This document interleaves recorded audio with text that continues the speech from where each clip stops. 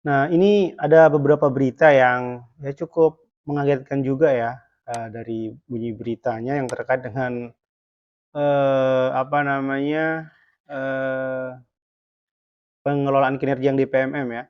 Misalkan nih ada yang sampai gara-gara, ngejar sertifikat kemudian ada yang berasumsi bahwa kemudian sampai tidak sempat mengurus keluarga, atau mungkin sampai nggak sempat, apa namanya, mengajar seperti itu ya. Nah, ini apakah benar seperti ini? Ini bahkan ada juga yang komentar di, apa namanya, di channel YouTube saya. Nah, ini salah satu komentarnya itu, "Sekarang guru sibuk ngejar webinar dan sertifikat, serta ngerjakan laporan, sehingga akhirnya anak terbengkalai." Nah, apakah ini benar? Nah, kita coba, simak bersama-sama supaya nanti kita tidak, mispersepsi ya terkait dengan pengelolaan kinerja ini. Oke, ini saya langsung bukakan, eee, file, penjelasan langsung dari Kemdikbud ini ya. Ini juga kalau misalkan nanti ingin mendapatkan file ini nanti saya share di kolom deskripsi ya.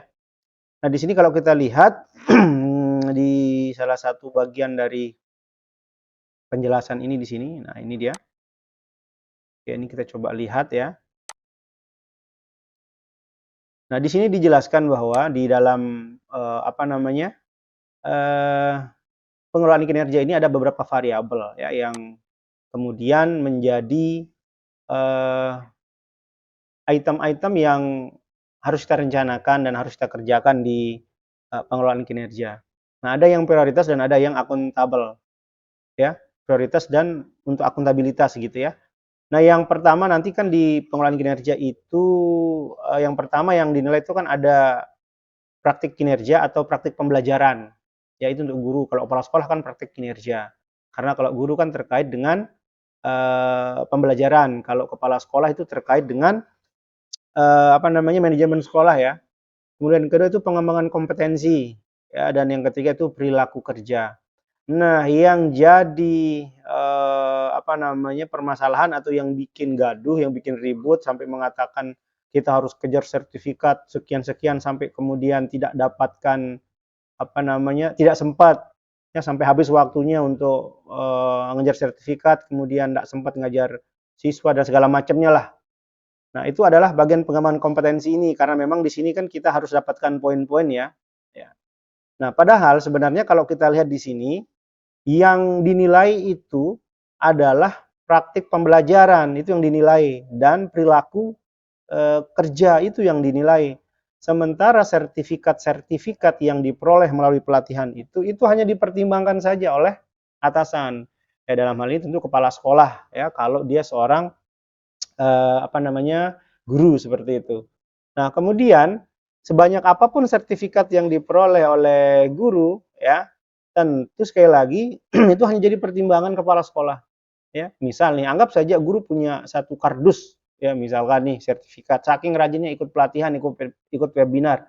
Tapi ternyata ketika mengajar di dalam kelas, di praktik pembelajarannya yang ini itu ternyata tidak, apa namanya, tidak berdampak, tidak ada inovasi, yang mengajarnya gitu-gitu aja misalkan, ya tentu bisa saja nilainya cukup atau bahkan buruk, ya tergantung dari pertimbangan kepala sekolah atau atasan. Sehingga sebanyak apapun sertifikat yang diburu, ya itu sebenarnya tidak akan, langsung berpengaruh terhadap, predikat kerja seseorang.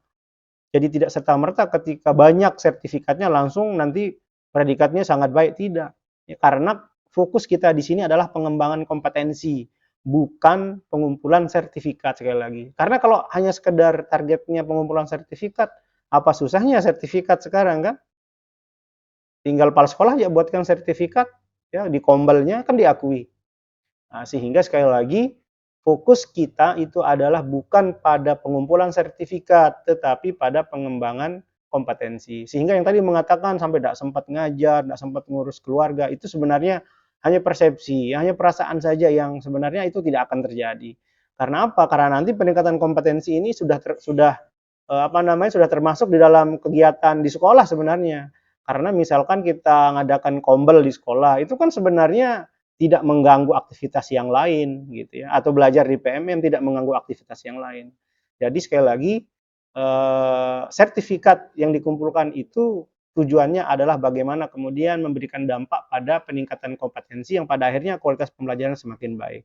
Jadi yang sampai lagi kita merasa terbebani atau ribut gara-gara ini, karena sebenarnya apa yang dinilai di pengelolaan kinerja ini ya, itu sebenarnya hal yang pasti kita lakukan setiap hari, ya seperti itu. Mudah-mudahan video ini bisa mencerahkan. Jika ada yang ingin bertanya atau ingin memberikan saran, masukan, silahkan bisa di kolom komentar. Untuk file presentasi ini nanti saya taruh di kolom deskripsi. Oke, terima kasih. Semoga ini bermanfaat.